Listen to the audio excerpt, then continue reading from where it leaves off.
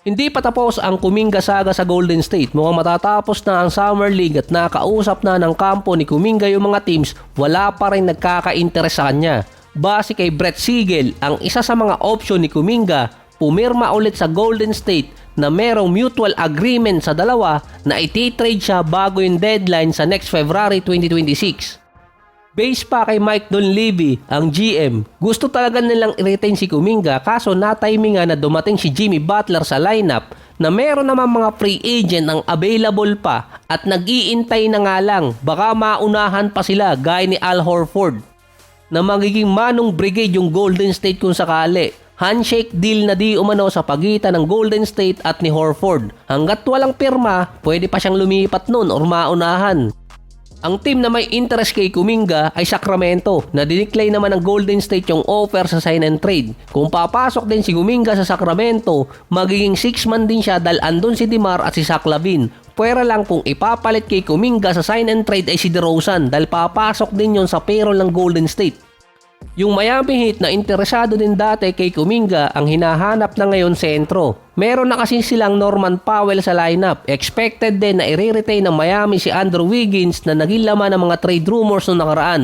Andun pa yung rookie nila na si Kasparas Hakusionis na expected i-develop ng Miami Heat. Ang gustong i-trade ng Miami ngayon at maalis sa kanilang payroll si Terry Rozier. Kaso wala namang market na gustong kumuha sa kanya. Mahigit $26 million ang kontrata ni Rozier. Nakapag-retool na ang lineup ng Miami at iniintay na lang nila yung ibang veteran na magdi-decide kung pupunta ba sa kanila tulad ni Bill or kaya ni CP3. Kasama pala doon si Damian Lillard. Hindi pa makapag-sign ng Golden State di umano ng player ngayong off-season dahil hindi matapos yung problema kay Kuminga. Para namang gusto kasing ipamigay kaso walang gustong tumanggap ng kontratang hinihingi niya. Ang interest pa ng Golden State na kapalit ni Kuminga sa sign and trade isang guard din. Mahihirapan din ng Warriors na i-trade si Kuminga kung i-retain nila tapos may deal na iti-trade naman siya. Kung nasa $25+ million ang kontrata niya per year at kung hindi rin naman siya masyado magagamit dahil base na nga sa GM na timingan na nandun si Butler. Merong nasa $25 million ang Golden State sa kanilang tax payroll dahil hindi pa naman nakakapirma si Gary Payton II ng contract or sabihin nating hindi alam kung babalik pa siya sa team, may sapat silang payroll para makapag-sign ng 4 or 5 players pa. Ang natira sa lineup ng Golden State, 5 guards, 4 na forwards, 1 sentro. Meron palang sentro to. Kapag pinapirma nila si Kuminga, mawawala sa Golden State yung nasa $25 million na first tax apron at $36 million sa second tax apron. Mawawala din yung pagkakataon nila makapag-sign ng mid-level exception player.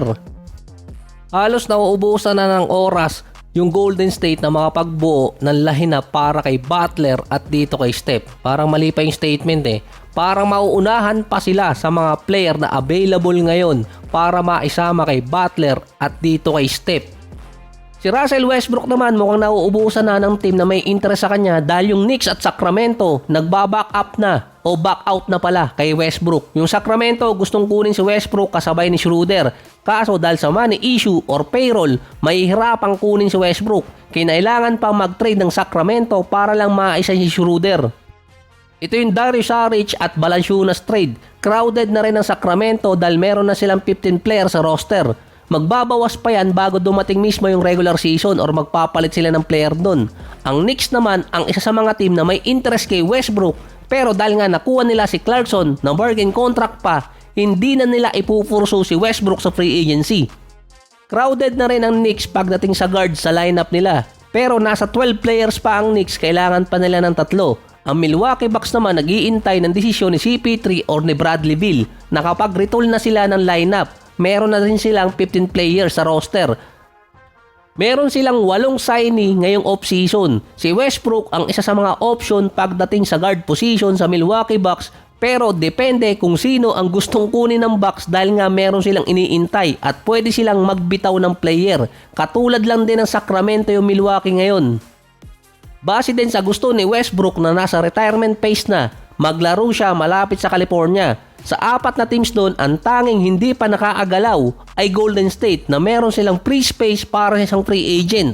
Yun nga lang kung gugustuhin ba ng Warriors na kunin si Westbrook na hindi naman babagay sa kanilang style.